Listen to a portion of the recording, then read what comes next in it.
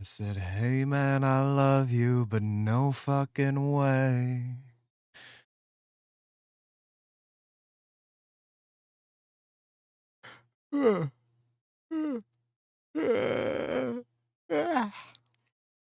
Hi. Good morning. Hello. Sometimes when I am sleepy midstream, I will rest my head on the mic. Not because it's like good support or anything, it's not. It just like feels good, vibes wise. I don't know if that makes a weird sound though. It might.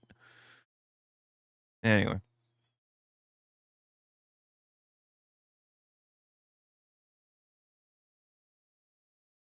So yeah, let me know if there was any kind of weird noises throughout that.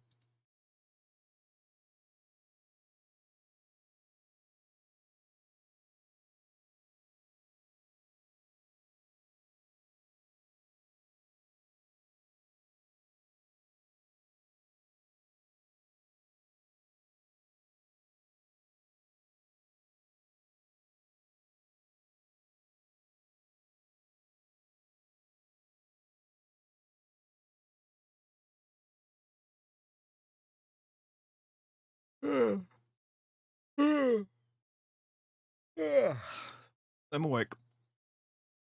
I am awake.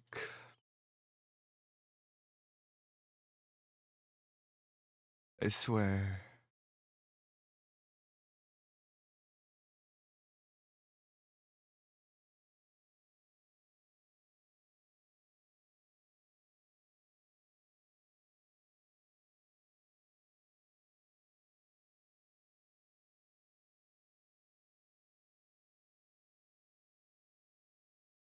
I am awake. I am very awake. I am conscious. I am awake. I am awake. I really hope I'm convincing you guys.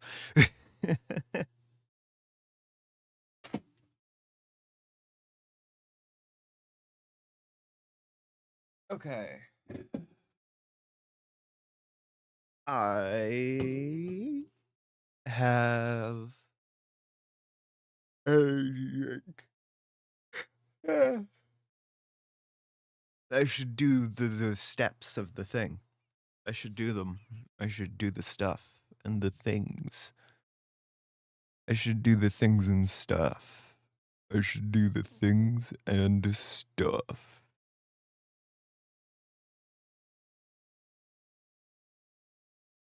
Okay. I'm very fine and normal. I'm so normal. You guys believe me. Morning, Digi. I've been trying to convince live stream, just my fully empty stream chat, that I am a normal human person. God damn.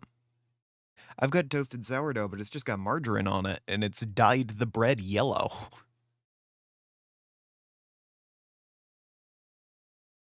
Which I'm sure is fine.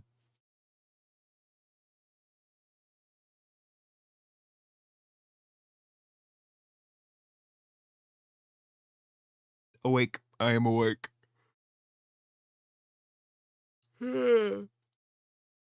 Sorry, I have not been able to get, like,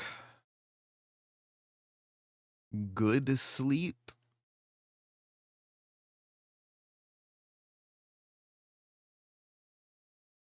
I've had some level of sleep.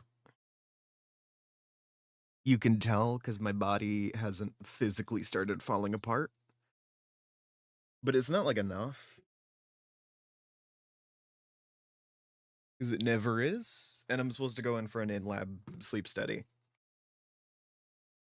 They just scheduled that with me, like, an hour ago.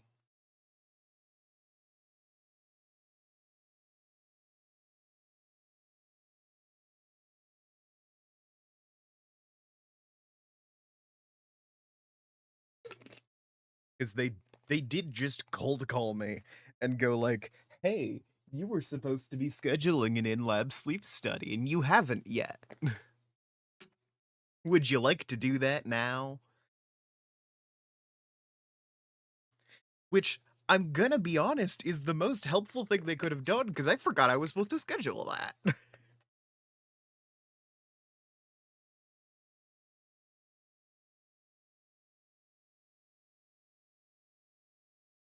Alright, I have just consumed my vitamins. Yeah, good thing they did.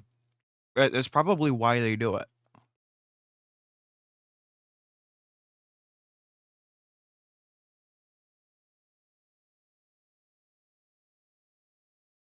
But yeah.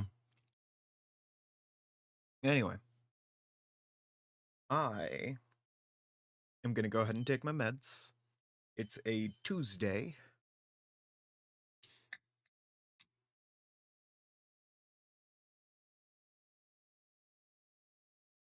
And I will be taking my meds with the Lost and Found Energy Lemon Lime flavor.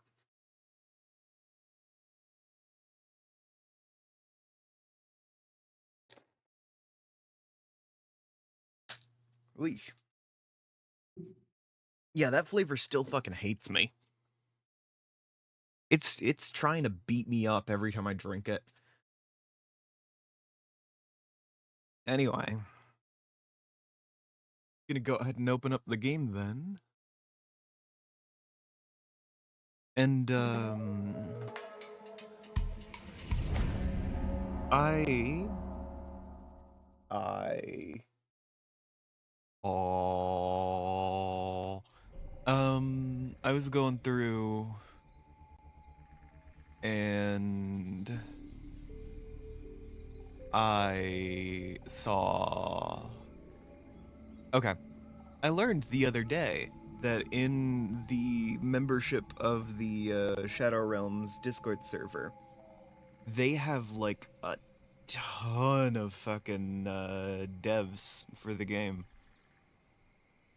Like vintage story, not just like, you know, developers for their unique mods.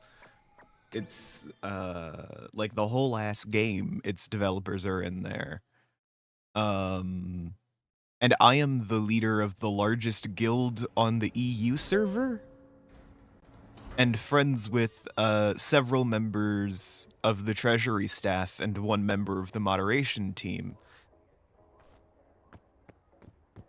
And I'm also looking for game design jobs. So, see, you know, I'm gonna be trying to do some more modeling and such in the near future. If you see me doing some vintage story inspired 3D work, that might be, it might be motivated by reasons.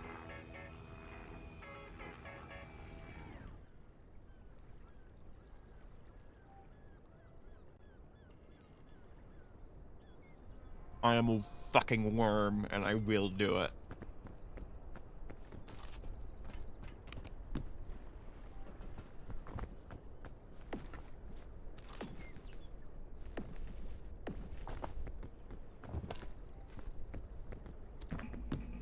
I mean, look, I've had this armor concept in the back of my head for a while now. For the guild that I run.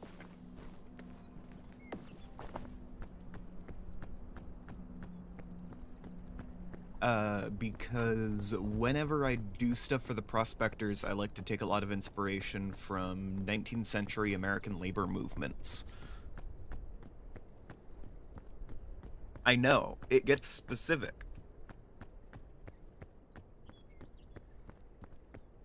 Sadly, most of the reference imagery you can find for that era, like especially when you just Google the phrase 19th century American labor movements, a lot of what you're gonna find is a lot of people in like full fucking suits.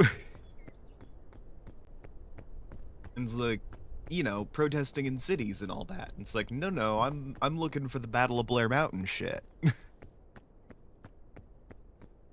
Like, I appreciate it. I can incorporate the suits. They were, you know, to some extent, casual wear. But also, you know, that's not what I'm looking for. I'm looking for the survivalist, like, folks who live in the woods aesthetic.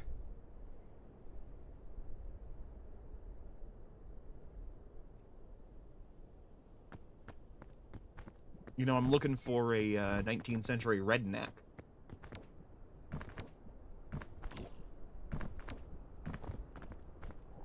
Not a fucking New York City labor, like, union head.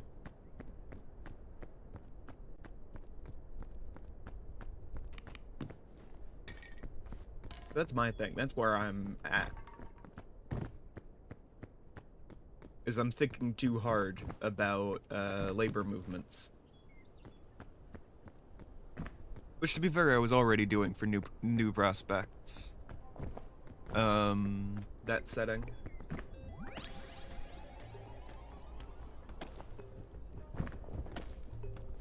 The new prospect setting, but in that setting it is also combined with a number of like Latin American aesthetics. Because they overlap.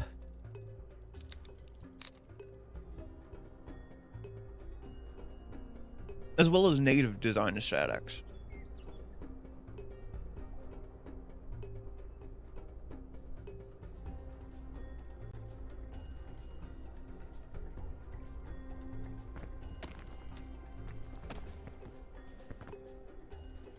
Because of course, New Prospects USA,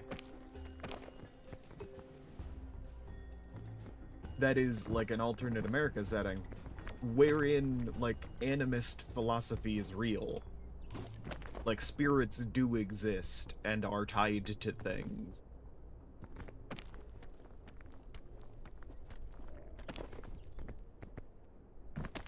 Like they are created when ideas become tied up with a physical object. They form to bridge the spiritual gap.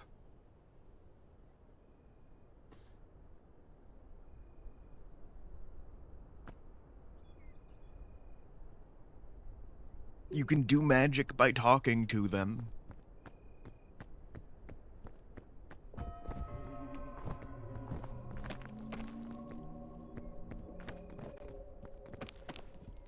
You know, that kind of thing.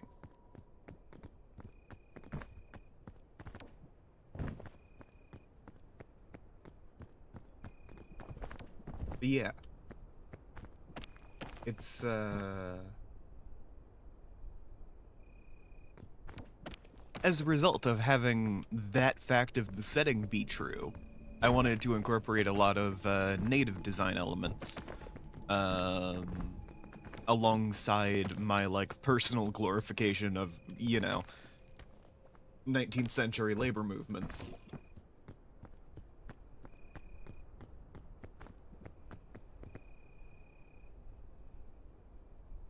Which I just find to be like a fascinating period of US history, you know?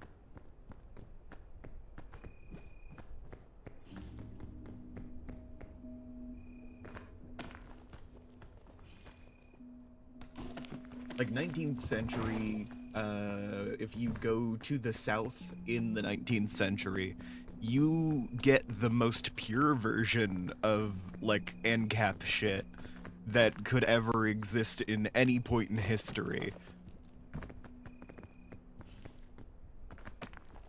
Like Rockefeller is ANCAP shit. All of the railroads in that era, ANCAP shit. The US government was not strong enough to properly enforce any kind of regulation on these big industries. Like, they couldn't if they had tried, and they weren't trying.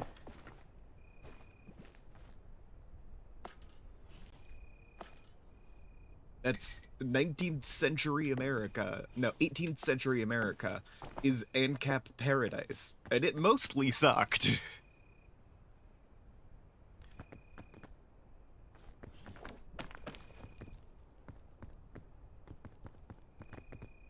It's one of those, like, instead of everything just remaining like, no governments or whatever, the corporations just kind of filled in the gaps when government couldn't. They owned entire towns and mistreated everybody inside of them. That kind of shit. Oh, ANCAP. ANCAP. It is, it's not an acronym, it's like an abbreviation of anarcho-capitalist.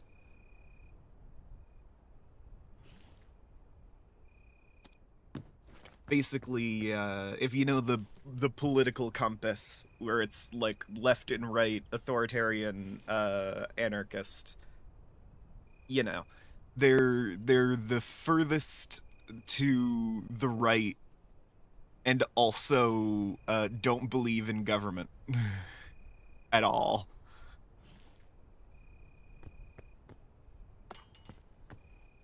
So they are the right wing, but like anti-totalitarian. It's the whole thing.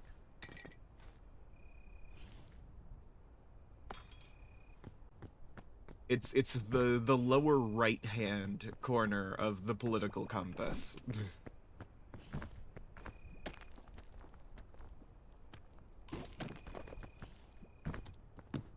As opposed to anarcho-communism or ANCOMs, who are the lower left.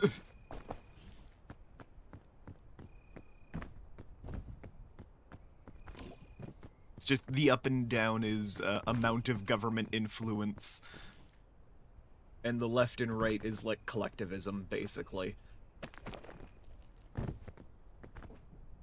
Percent collectivist.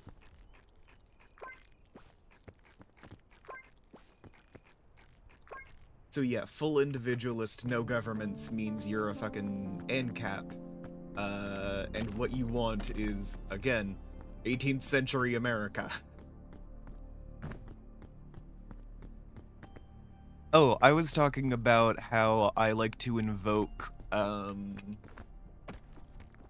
design aesthetics from 19th century labor movements in the US when I am thinking about things for the prospectors. Because I was very much inspired by the concepts of, rednecks and shit. And I kept calling that, like, era of history, like, perfect ANCAP shit, and then Digi didn't know what I was talking about.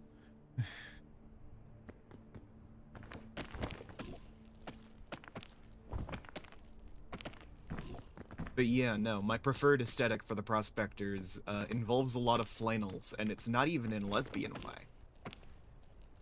I mean, you can do it in a lesbian way, but it's not the intent. Because I'm looking at, like, the labor part of the Blair Mountain Massacre and being like, them, I want their clothes. I'm using a time machine to turn up after everyone got shot and steal all of their clothing.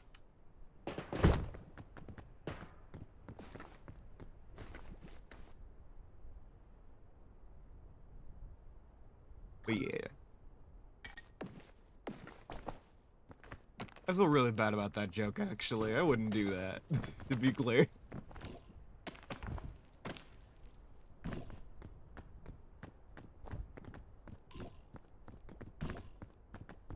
Sorry for implying I would. I was not into that joke as I said it. Anyway. But yeah, I'm a huge fan of that specific, like, aesthetic when it comes to, old labor shit. This is pretty peak. Brother, that's the name of the game. Quite literally.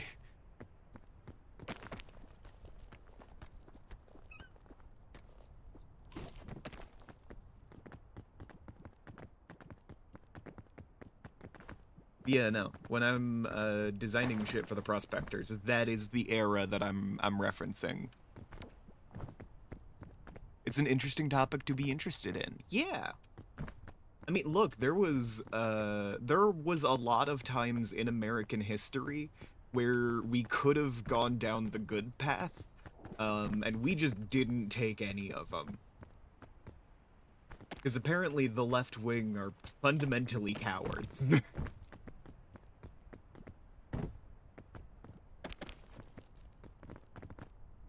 It's one of those things. Politically? Oh, well, you know.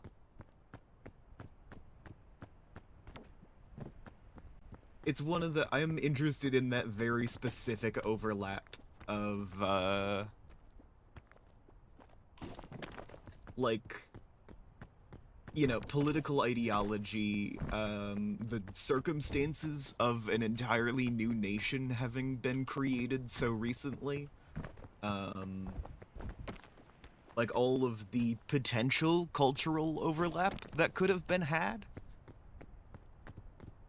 When I write new prospects, I write America if America had the good ending, basically. Where it is actually the melting pot of the world because they are actually willing to accept, refugees and didn't, like, fully genocide everyone on their half of the planet.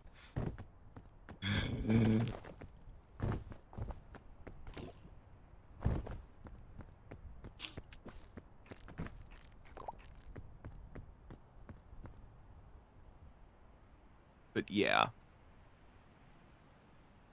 it's good ending America, where the left wasn't cowards for once. Okay, not to say that there weren't a lot of brave people in a variety of like left-wing movements, but when it comes to like any kind of leadership, I feel like worldwide, every time I see any situation where it's like, yeah, no, there are tipping points like here, here, and here, and in these like there is even more select like section of tipping points where they knew they were tipping points, where it was like, no, we can do something here. If something happens now, we could change everything. Like, people at the time knew it, and they just didn't do anything. The Soviet Union had so many like off ramps to not be a totalitarian trash fire. There were a lot of points in which communists in like Italy and France could have become like an actual viable political force. Um, that's just the stuff I know about.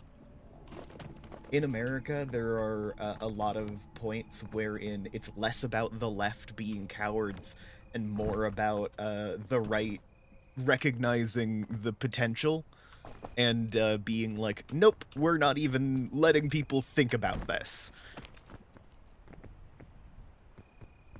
Well, here's the thing, good people kind of are. It's part of being a good person to, you know.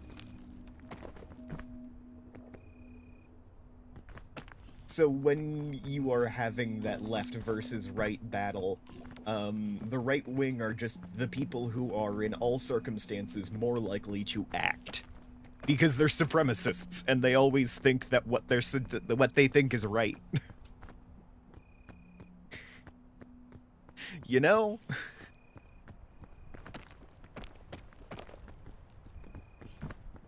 The people who have good ideas don't get there by being, bullish.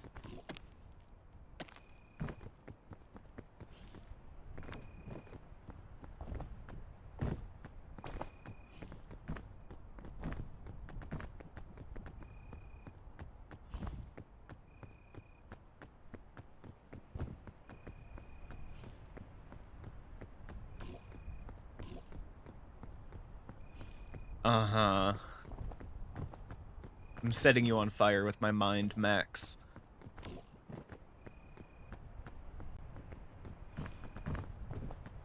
But yeah, it's one of those things where it's like, yeah, no, the one of the fundamental reasons why like this is a conflict that keeps happening is because the right wing thinks they're right all the time.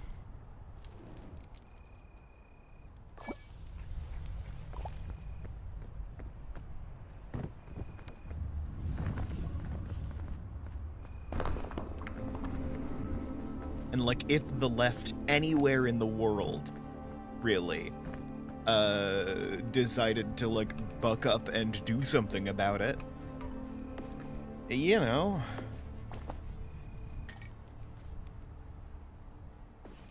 but there's only so much that you can do about historical movements not panning out.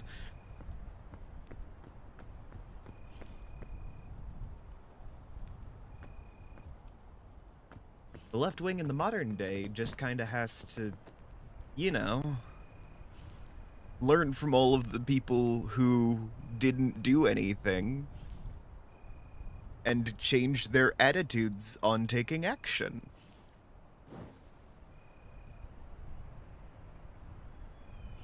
Maybe nowadays, if we see an opportunity,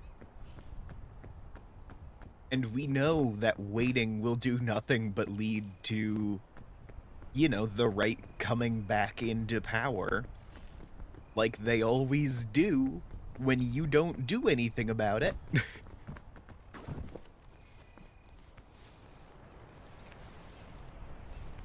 Because the unopposed right wing always tries to get their way.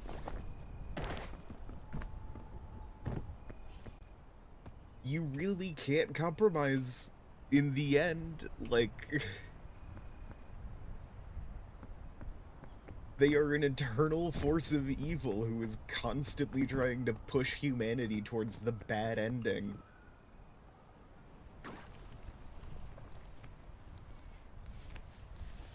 And the left wing really needs to learn that when you have the opportunity to act, you should take it. Because those don't come around all the time. And our opponents do.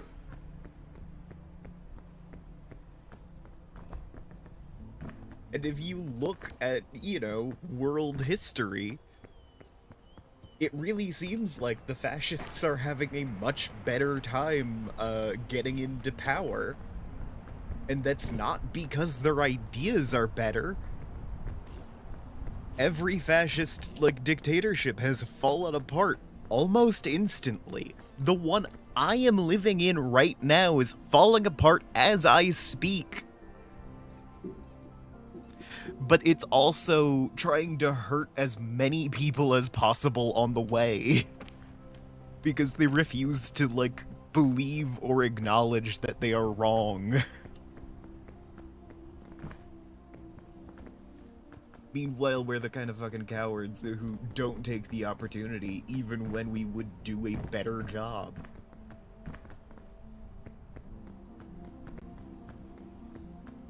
It is my biggest problem with the left wing is a fear to act.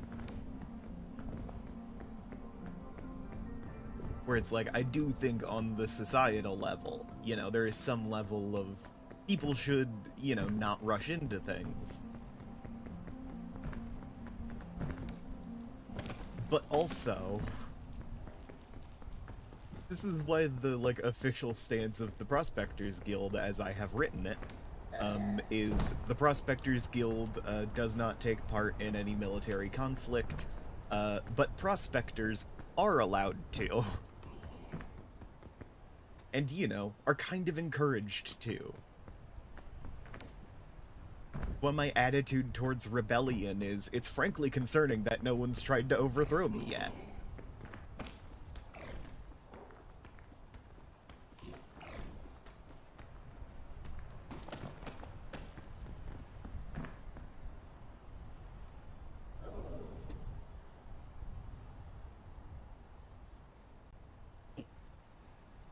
Because they're fucking narcissists and solipsists, and they don't think they... It's a supremacist situation. They've spent a long time being indoctrinated into an ideology that shuts off the empathetic parts of your brain.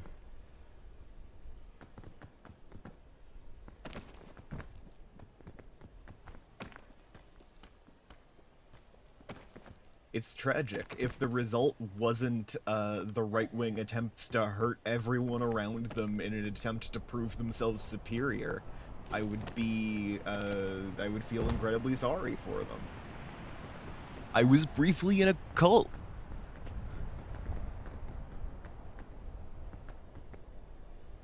You know? Like, I know what it's like to, have weird ideas forced into your brain. It sucked. I still flinch whenever I see certain types of insect. Like, I'm still scared of forests.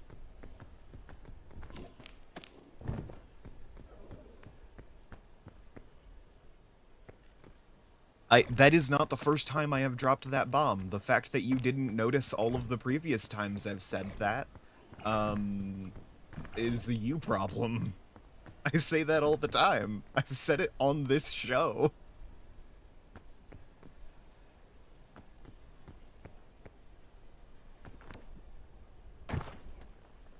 I am not afraid of having a weird and kinda fucked past.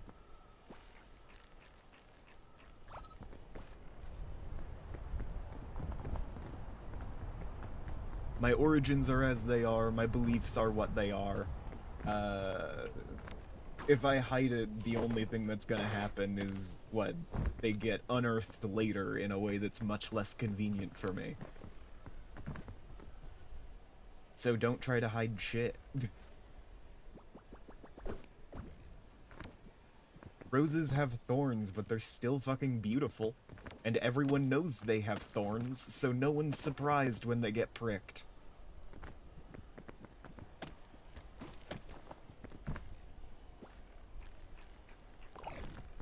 The feeling of betrayal, generally speaking, is what harms people the most when it comes to, like, something unexpected happening within a movement, you know? I've said it a lot of times before. Yeah.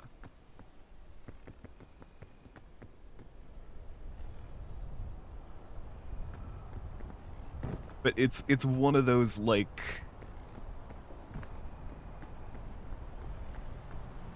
when you discover someone has been hiding things from you, it always hurts worse than if they told you the dirty shit up front.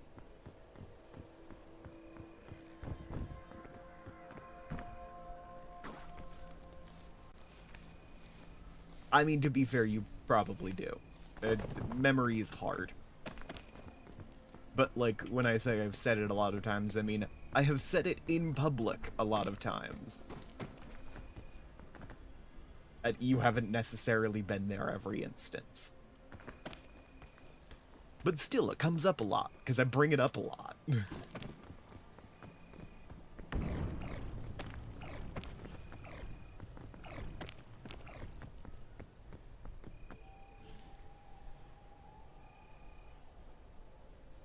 But, like, yeah. The thorns...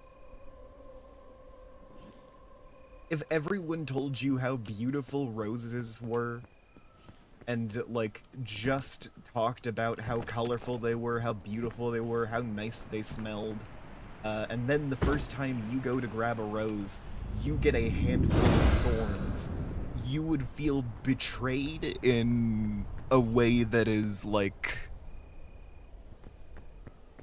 like, fundamental to your personhood. You will remember that shit forever. It will always taint your memory of roses.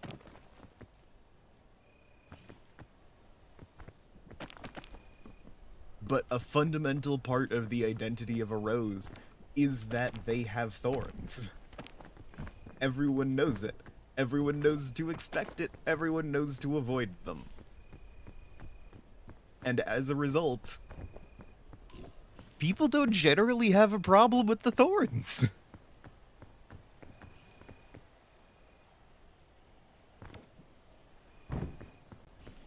I only tried to blackmail someone the one time, so, you know. Unrelated to the cult. That was just a separate thing. That was a separate incident. And by the way, that person's response to me being like, ooh, I could blackmail you, I could be so evil right now, was to immediately go, oh, okay, I'm not gonna let that happen. Tell, like, the person the bit of information that I was threatening them with. And then, you know, I didn't have any power over them. They were able to be like, hey, this person's trying to blackmail me, we should stop talking to them. That kind of thing. And, I personally experienced a lot of consequences for that situation, and haven't attempted to do it since. It was a transformative moment in my, like, history that has resulted in me becoming a much better person.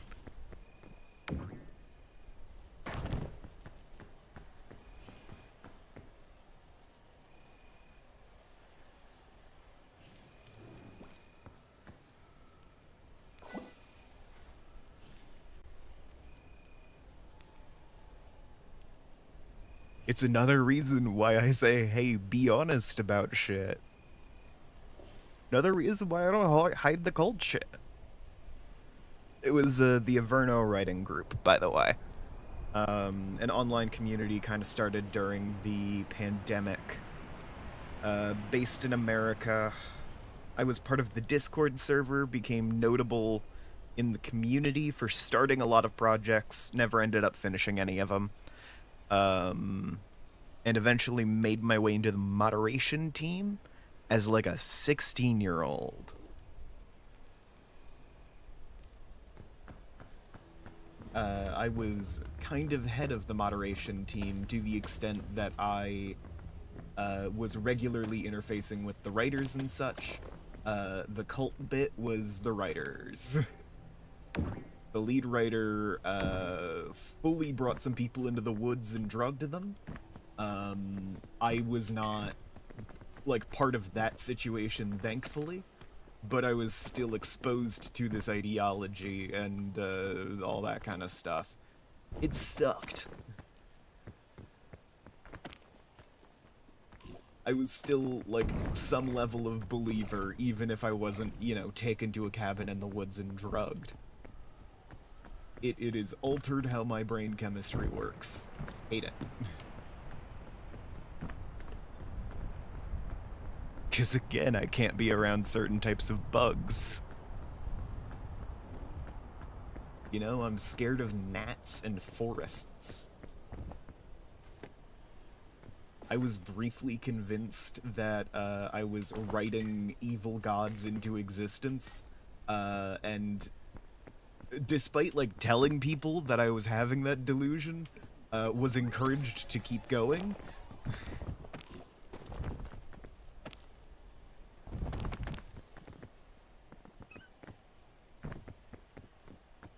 Which, one of the more fucked up things you could tell a person in that situation to do.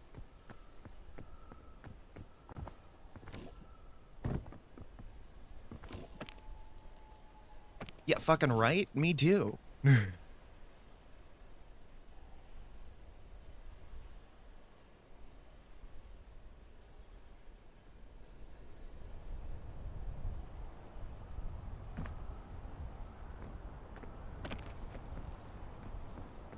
Like, yeah, despite the fact that all of this is, like, deeply shameful, I don't want to hide any of it.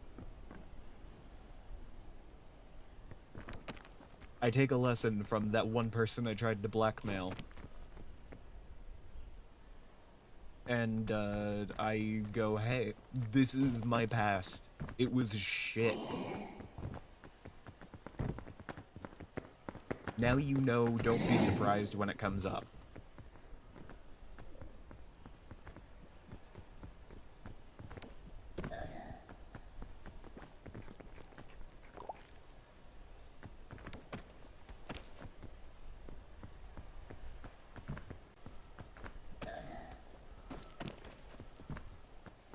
Because, hey, what if I don't say that I was, like, you know, in a cult for a while? And then, like, someone else brings it up. And they frame it in a much worse way than I did. You know, I'm already not putting myself in a good light there.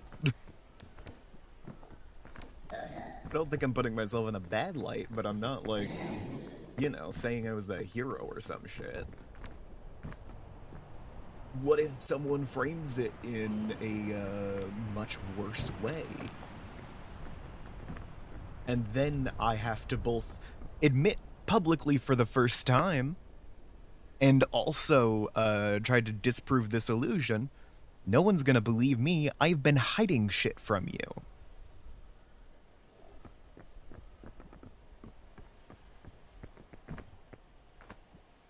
I try to be as honest as possible because there really is no benefit to hiding things.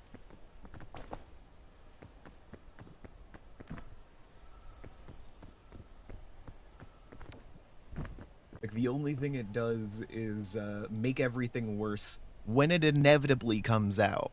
And it will come out.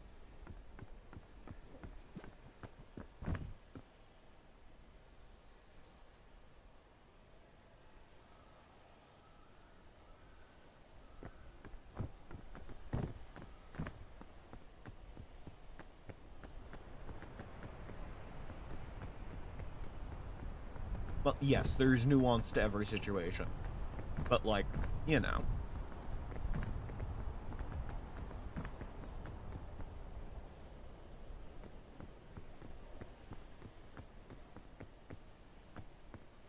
Oh, wait, I have a slow fall shroom.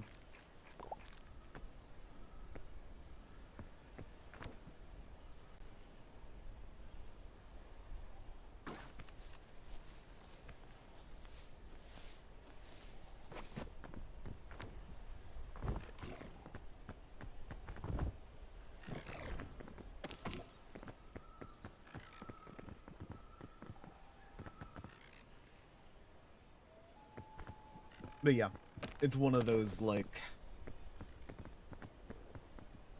there is no secret which can be kept forever. And when you hide a piece of information, the only thing it does is make people trust you less when the secret is revealed. If you're going to hide something, you need to do it with the expectation that eventually someone will find out. And you need to act in such a way that, like, hey, when that happens, who's gonna find out? Who's gonna be angry at you? You know.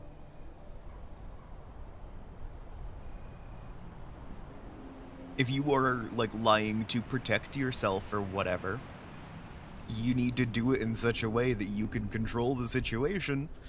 And by the time shit comes out, because it will, you are out of harm's way.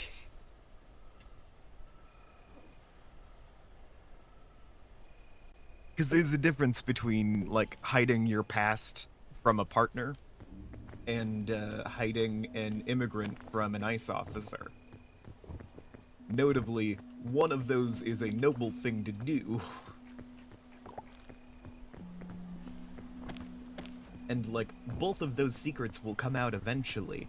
But in one scenario, the people who are mad at you, you don't care about their feelings, and ideally you are out of, like, harm's way by the time that they find out. I'm not like that one philosopher who was like, yeah, no, if a murderer shows up at your door and asks where your best friend lives, you should tell them, because it's not your fault what they do with that information.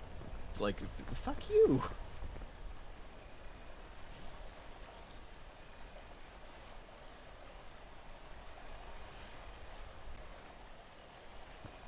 Even if you don't want to lie to anyone, you don't need to answer every question honestly. What the fuck?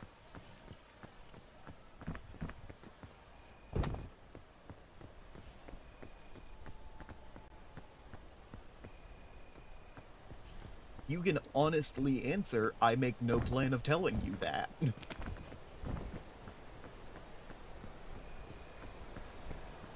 had some guy who was like whatever moralist. He was like, no one should ever lie ever, and he lived out that belief, and I can commend him for having an ideal that he stuck to with such determination. But his ideals were stupid.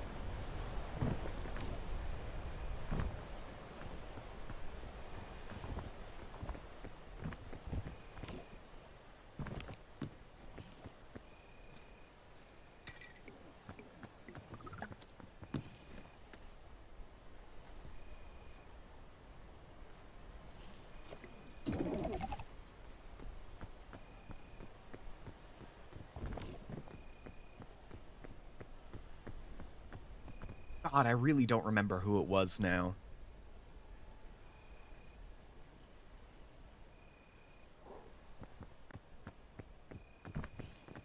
I don't know. I've spent a lot of time sitting in my room philosophizing and arguing with people on the internet.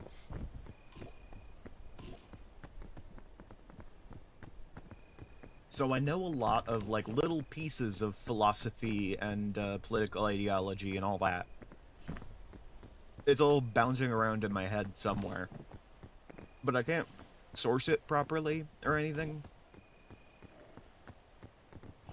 I've developed an ideology piecemeal.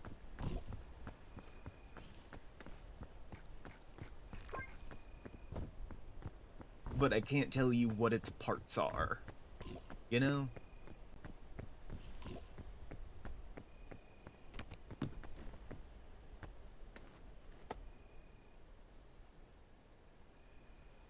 Because I don't know either.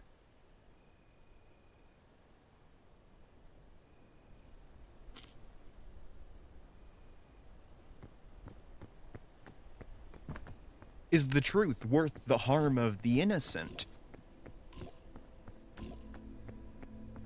Yes, that was what he was asked in the moment during this debate. He said yes, basically.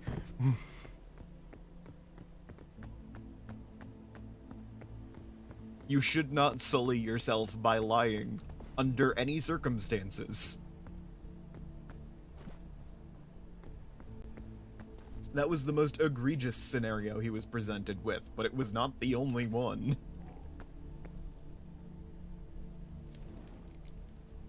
And it's one of those things of, like,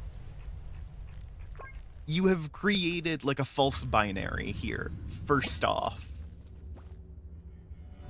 Because the two options aren't, lie or tell the truth. The options, there are more than two. You don't have to be 100% honest or 100% lie. Like hey, dude, you can say no. I would like to not answer your question, please.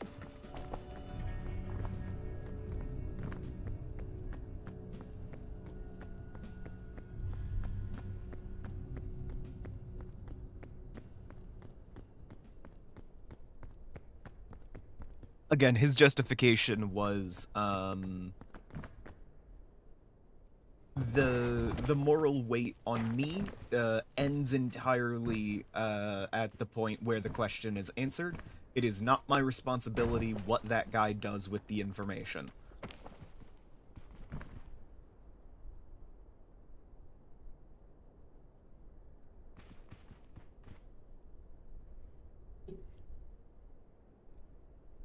That was his thing. Which is like, I get it for things like charity, you know? Like, some guy on the street asks, like, hey, you got $5, you give him $5, you are a good person. If he goes off and buys drugs with that money, that's not on you. You saw a person in need and helped them. The same doesn't go with someone with, you know, obviously bad intentions.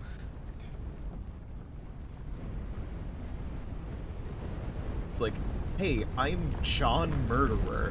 I would like to kill your best friend, please. Can you tell me where they live? Hello, John Murderer. Uh, yes, I will give you the exact coordinate. Here, put these into a GPS.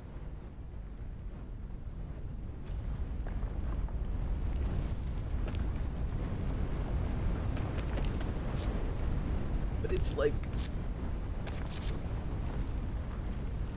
the correct response to John Murderer asking you for the location of your best friend isn't, either lie and give him a false location, or tell the truth and give him the exact coordinates of your friend. It's, don't lie, but don't help.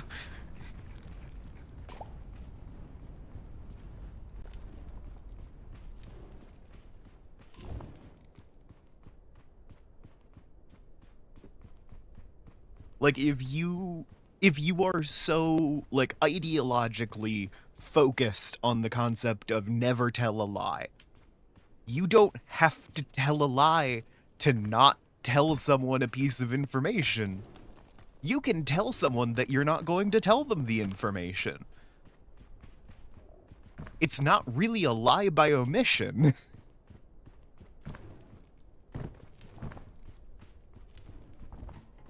I feel like when you remove the intent from that statement, you know, like a lie by omission is, you know, purposefully misleading someone.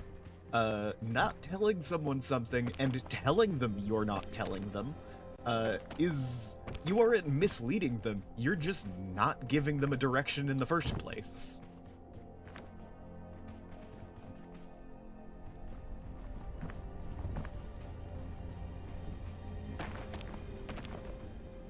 I am one of this generation's greatest philosophers. I'm putting philosopher on my resume.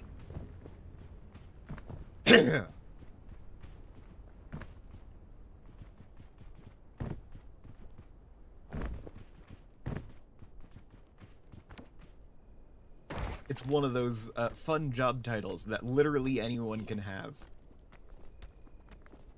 Like FAA Certified Loadmaster. Anyone can be that. Because the FAA does not have certification guidelines for a Loadmaster.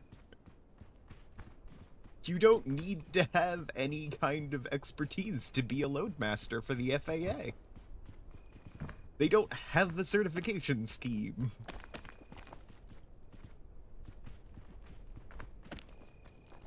Philosopher, exact same thing, except you can actually claim it accurately.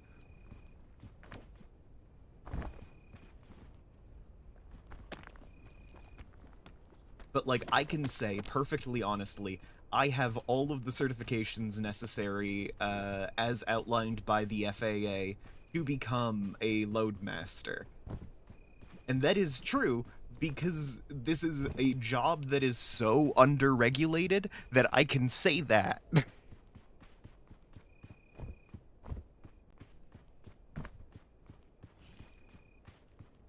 It's also a job so underregulated that some other guy actually, you know, did get away with that, and proceeded to destroy several planes by improperly securing several loads.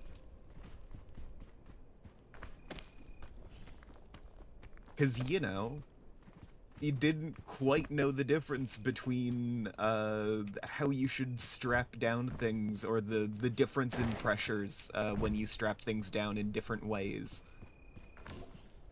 And that meant that a very heavy vehicle got out of its restraints, effectively, and punched open the cargo bay door of a plane, killing a dozen people.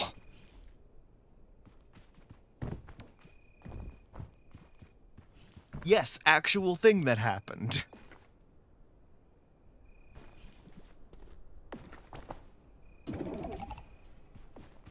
That man had every necessary certification. It is the downfall, it is the fault of our society that every necessary certification for that job is none. You don't even need to have an engineering degree.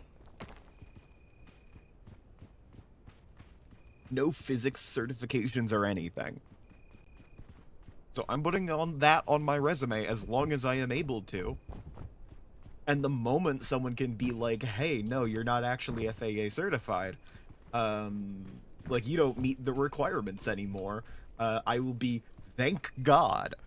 I didn't want to meet the requirements.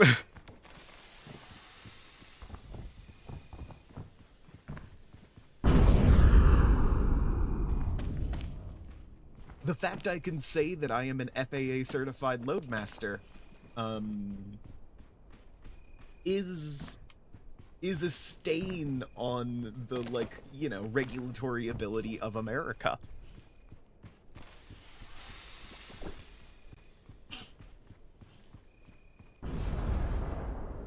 And it's a little fun fact that has gotten people killed.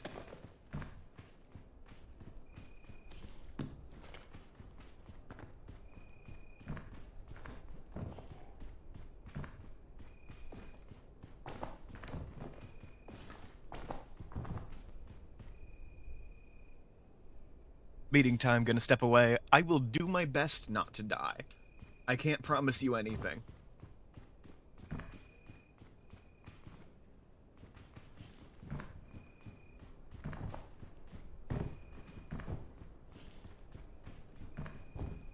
Though I do also have a meeting in like 27 minutes, so.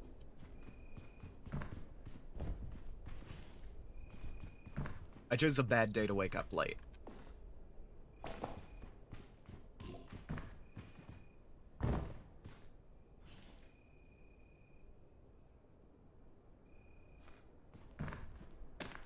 You know, philosopher is going on my resume forever now. Because I am a philosopher. Anyone can be a philosopher.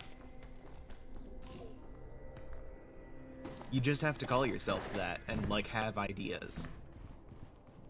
I guess, okay, the requirement to be a philosopher is to have opinions about things. If you have no opinions about anything, then you can't be a philosopher, I guess. But I also don't believe that you don't have opinions about anything. To be a philosopher, you have to have a philosophy. A philosophy is just opinions you hold about things.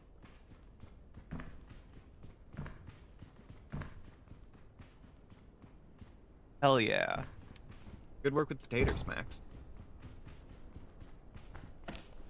It's like that one fucking furry webcomic where some guy's like, yeah, I think Aristotle's lame, you know? Like, like, philosophers are lame. Like, I have ideas too, you know? But you don't see me going around bragging about it. And then in the last panel, it just suddenly has a banner that says philosopher on it. It's like, oh, god damn it. Because that's how arbitrary a philosopher is.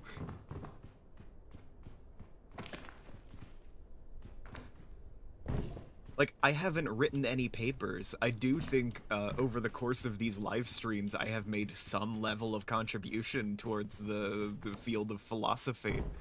But I doubt it's a unique contribution. I am just saying it in this format to a different audience.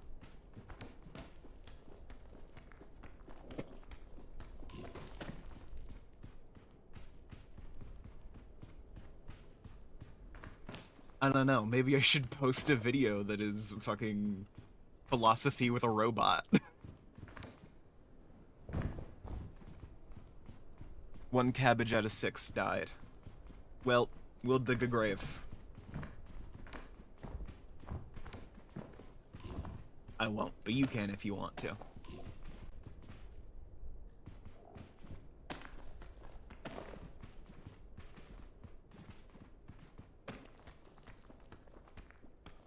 Also, speaking of, like, the nature of truth, as it came up earlier, I was watching TikToks this morning. I know, the height of philosophy. And I saw a recap of an episode of the Seven Deadly Sins, Netflix's like Netflix original anime. Um, and in this recap, they are talking about the introduction of, I believe it was Escanor, Lion Sin of Pride.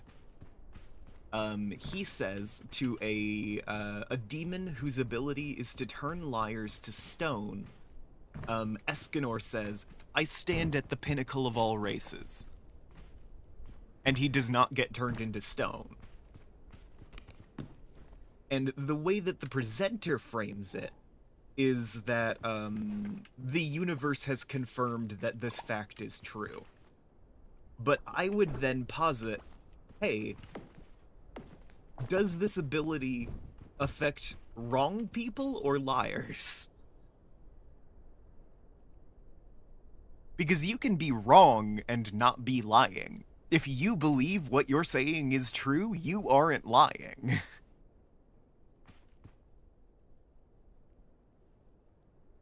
He is the Lion Sin of Pride. Of course he would say that, and of course he would believe it. That doesn't mean it's true. You just knocked him unconscious by tapping him on the shoulder too hard like an hour ago.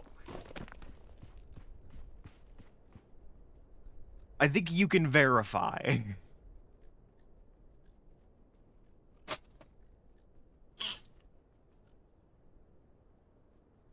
It's one of, like, you don't have to be, like, you don't have to be lying to be wrong. You can just be dogmatic.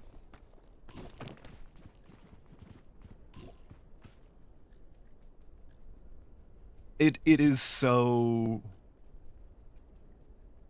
I see so many people analyzing... He's the pinnacle of humans during the day, specifically. Hey, the thing that he says is, he stands at the pinnacle of all races, so... And of course he said it in front of the no-lying demon, and he didn't get turned to stone, so it must be 100% true, universally.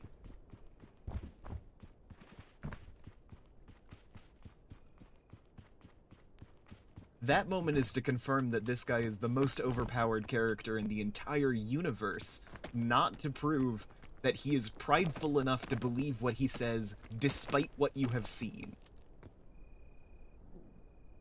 You know, the guy who's called the Lion Sin of Pride. It's one of those things. I don't, like...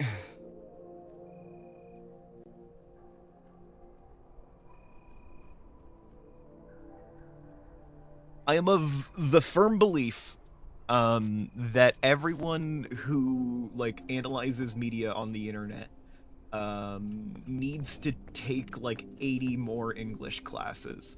Or, like, literature classes, as I guess they would probably be called in other countries.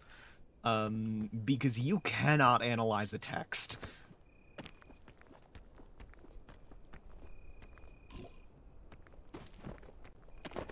Well, shit.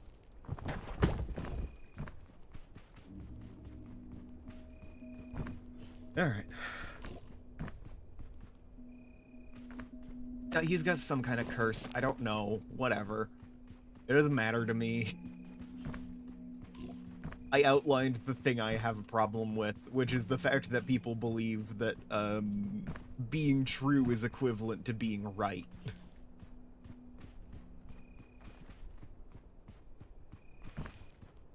Truth is inherently subjective.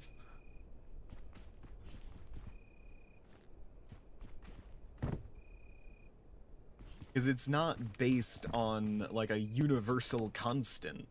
It's based on whether or not you know you're lying. If you don't know that you're not if you don't know you're wrong, then you're telling the truth. You're just also wrong.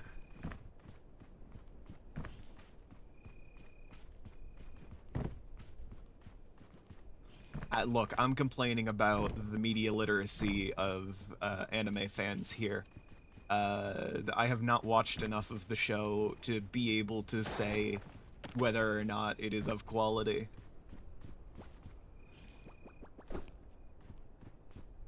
What I know is that this guy on the internet was wrong and I didn't like it.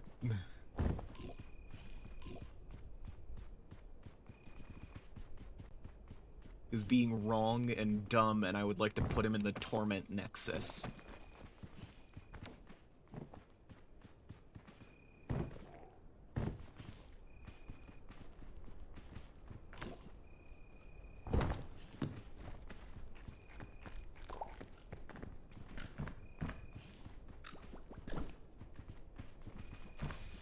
Oh, shit.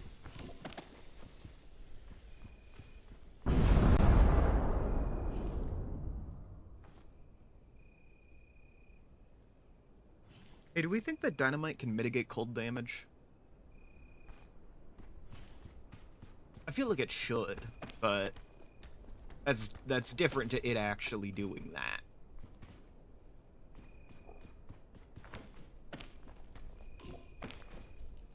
I love how, like, the standards I hold myself to true mean that if I were stood in front of the lying demon, I would indeed get turned to stone immediately upon saying even the most innocuous statement.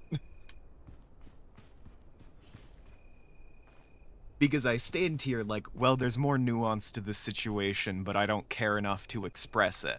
You know? So it's like, I know what I'm saying is wrong.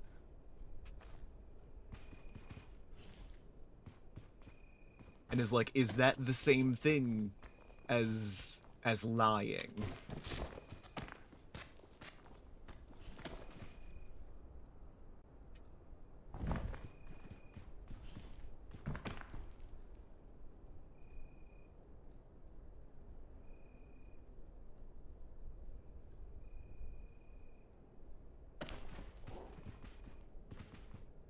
I still can't believe people are sitting there like, oh my god, Escanor is literally the strongest character in the world.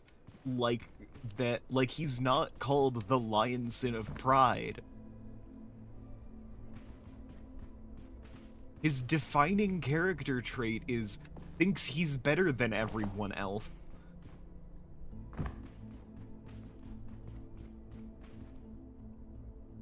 Of course he would believe that.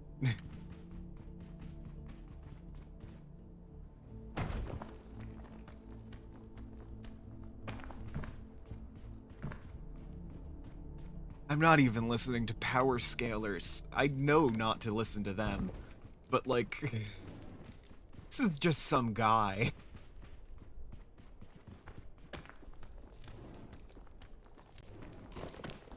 It was just like a recap.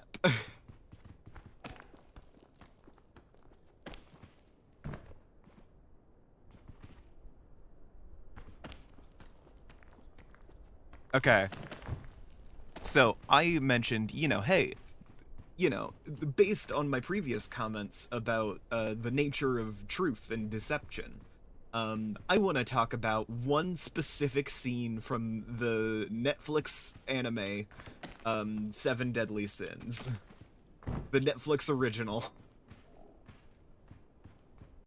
Wherein, Escanor, the guy whose title is Lion Sin of Pride, stands in front of a demon whose ability is to turn you into stone if you lie, and says, I am the pinnacle of all races, and he doesn't get turned into stone.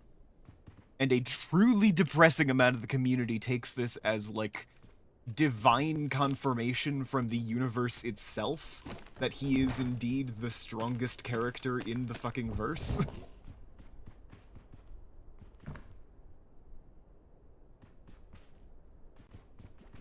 But I'm here talking about the subjective nature of truth. Like, hey, the man's title is Lion Sin of Pride. True doesn't mean correct. It just means he believes it.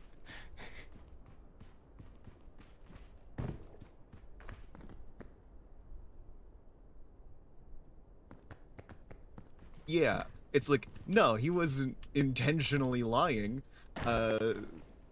This does not mean that he's correct. You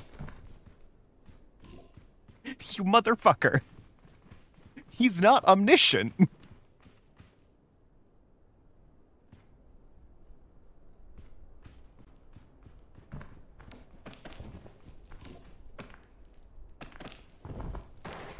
God damn it. Okay. Turned out better than I thought it would.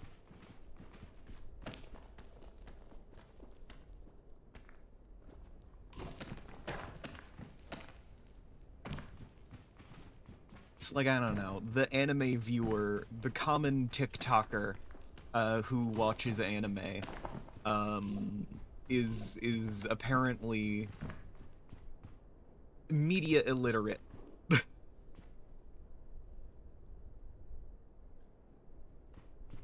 I was just very frustrated with this interpretation that it's like, and that means he's the strongest person in the universe because both parties are obviously omniscient.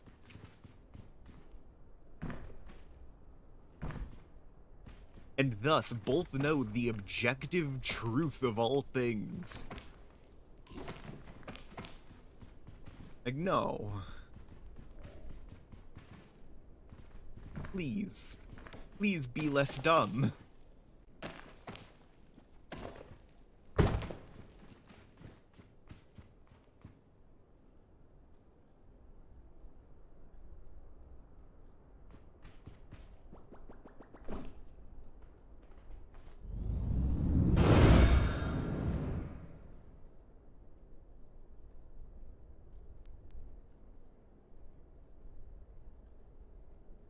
I'm gonna wait for that to wear off.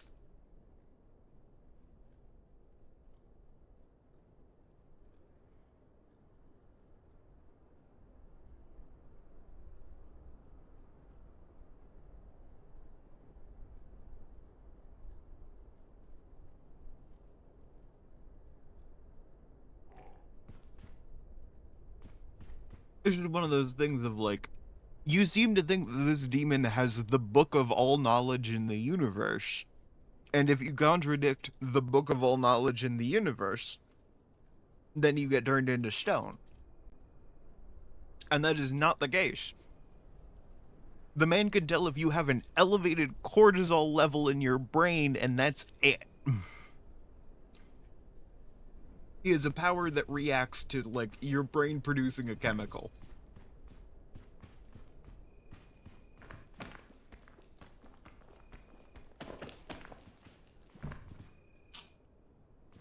Does this mean that he knows more than a lot of people? Yes. He might even believe his power works based off of a universal truth. But that doesn't mean it does.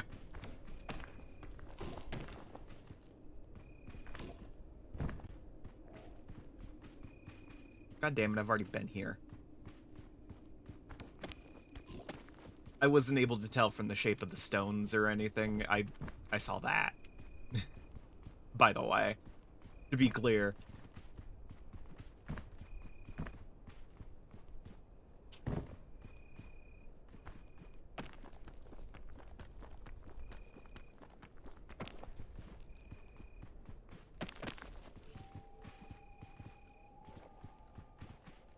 It's like, if you ask someone if a creature that turns itself into soup while growing up exists, most people would think you were insane if they didn't know butterflies existed.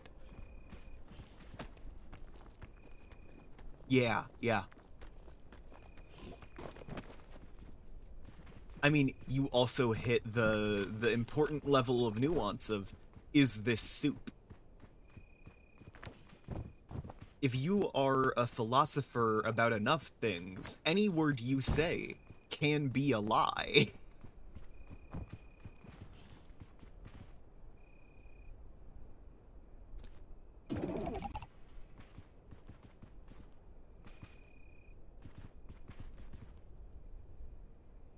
It's like, but how do we define what a soup is? It's like, motherfucker. You know that we have to be fast and loose about the definition of words in order to have an actual conversation as two human beings. The fact that I'm a little iffy on what the definition of soup is shouldn't be the indicator of whether or not I am a good person.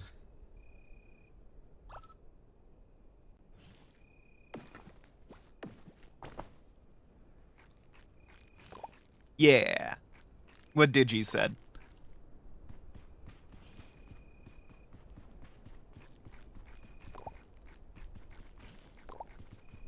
The informal way of saying it is, yeah, they turn themselves into soup for a little bit, and then they come out a different thing. It's a super informal way of saying it, but, you know, it is technically true. Depending on what your definition of soup is, and what your definition of different is, and what your definition of thing is.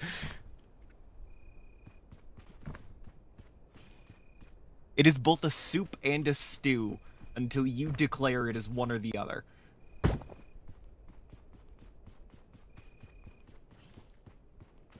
We're back onto my fuck you, make a decision stance.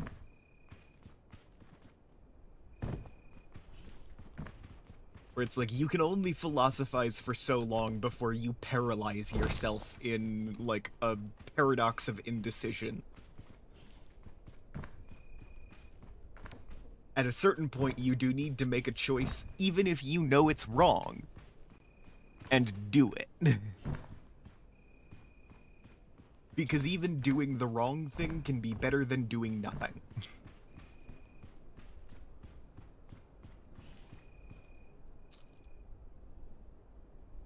And that's why I eat my bread directly into the microphone, so everyone hears all of the crust crunching all the time.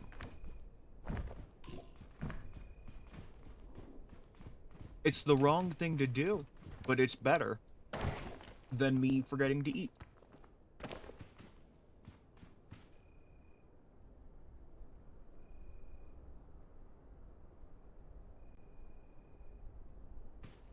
Started as ramen.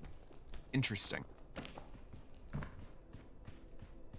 And yeah, if we ignore my beef about people not being able to make decisions about things, I do also love having entirely arbitrary debates. As long as everyone involved knows that the outcome is entirely arbitrary.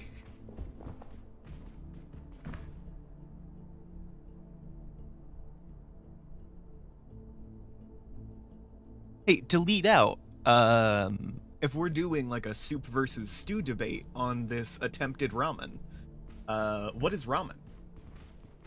Is ramen itself a soup or a stew?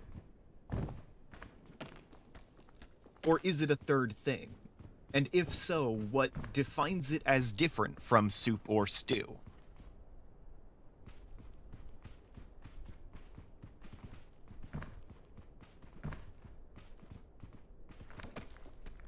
So we know if it actually crosses the threshold from being ramen into either of the things. I have a staff meeting in 5 minutes. Guys, I might need to take like a half-hour break. Like, I might, or just jump off of the cliff. It is a soup as long as it has the specific noodle in it. Now, you have previously expressed that the difference between soup and stew is a liquid to stuff ratio. Does this mean that ramen noodles don't count as stuff for the purpose of determining whether or not a thing is a stew?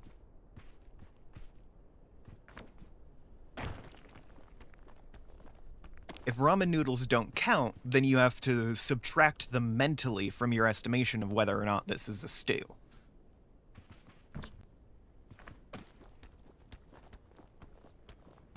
And if that subtraction brings it over the stew soup threshold, then